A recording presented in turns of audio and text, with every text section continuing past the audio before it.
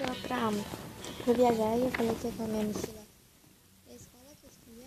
Essa chavinha tem.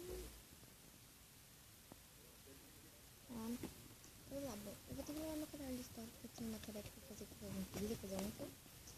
E um no final, só vou levar um, eu não vou levar mais.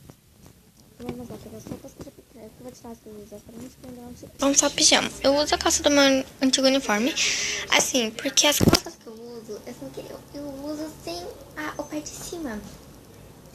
Sabe, eu coloco qualquer outra parte de cima. Então, assim, né? Daí eu fico complicado meus pijamas ficar tudo assim. Então, como eu gosto da calça fofinha, assim, eu uso a do meu antigo uniforme e uso qualquer blusa, assim, que eu achar. Então, vamos lá, vamos colocar aqui. É sempre bom levar um vestidinho. A gente põe bem aqui. Uma blusa de manga comprida. Na metade da barriga. Calça, shorts. E uma blusa qualquer aqui.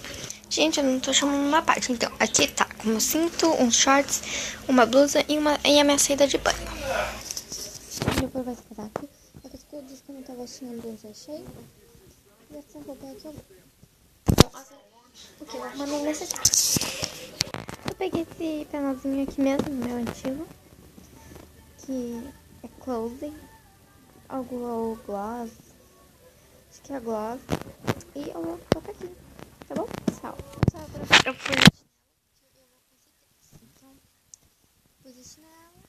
As toalhas, como a minha mãe agora é uma posada, tem uma toalha. Vamos colocar a toalha.